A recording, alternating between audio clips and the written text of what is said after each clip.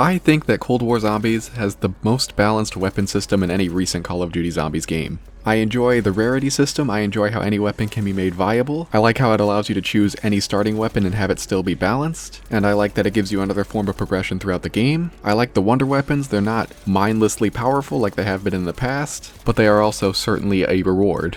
And I do like the way that they implement attachments in this game. I very much prefer it over the weapon kit system of Black Ops 3 and 4, but over the months of playing it, I've started to see some of the flaws in this system. First of all, I'm going to put a couple images on the screen, and you see if you spot the same issue that I see. The one thing all those weapons have in common is they all have an optic. No matter what tier your weapon is, no matter how many attachments it always has an optic attachment.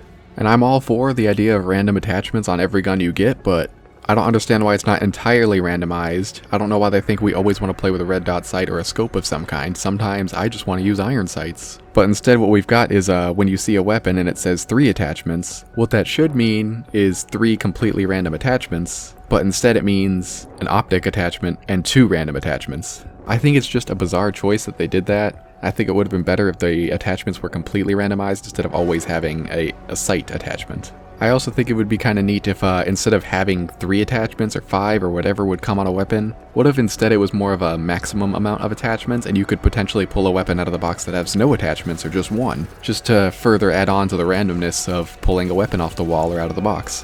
But you know, I could say whatever I want about the random attachment system in this game, but it doesn't really matter because it's completely undermined by the new weapon kit system. I sort of hate the way that they added custom mods into this game. I think it's really clunky to have to pause the game and then pick your custom mod from the pause menu and then unpause in order to have it. I like the idea of them being available to you, but maybe they should have put it in through the armory or the pack-a-punch machine, something like that, and you'd have to spend like 100 salvage or whatever to put on your custom mod. I think that would have made a lot more sense and would have added more to the gameplay than just simply pausing, clicking a couple buttons, and having whatever attachments you want and completely undermining the more balanced system that they put in there in the first place. I still think melee weapons are very broken.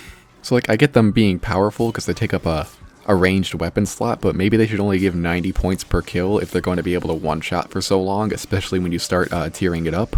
I also don't like the upgrade to the melee weapons that gives you a permanent Bowie knife. I think it's better when the Bowie knife is something that you earn in the match, rather than simply spawning with it. I think it just messes up the balance of the early rounds. And also the fists. I think there should be more of an incentive to try and use those. When I went for one of the season challenges to get kills with your fists, I thought it was actually kind of fun to put a couple rounds into a zombie, switch to the fists, and then get him with that. If it were up to me, I would make regular melee weapons only award you 90 points, but then the fists could give you the full 115 or even more. That way, if you choose to challenge yourself more in the early rounds, you can optimize your points. And finally, ammo.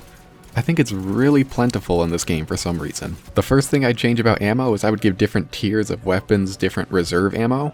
I just think whatever weapon you start with always has way more ammo than you realistically need in the early rounds. I think it would be cooler if they limited the ammo so that you'd have to do some more ammo management. And then as you level up the weapon, it could have more reserve ammo, and it would just add more value to leveling it up in the first place. There's also the ammo drops, which I think are way too plentiful. In the round-based maps, it's only the special zombies that drop them, but they drop so much it's basically a max ammo. And then in Onslaught and Outbreak, regular zombies can drop them, but it makes more sense in those modes because you don't really have access to more ammo or a new weapon as often as you would in a round-based map. So what I would change about the ammo drops is I'd certainly reduce the amount of ammo that you get from them, maybe just 1 magazine instead of like 3 or 4 or however many it comes out to. I'd keep them around in Outbreak and such, but I think we might even be better off without them in the round-based maps. But if they did reduce the amount that you got from an ammo drop, they might still be okay in the round-based maps.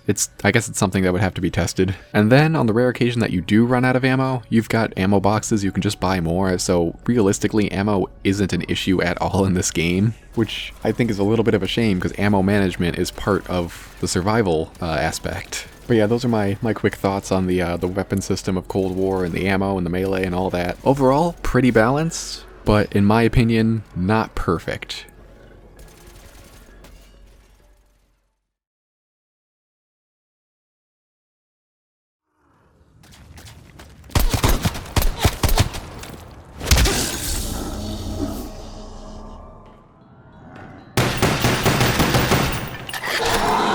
Double point!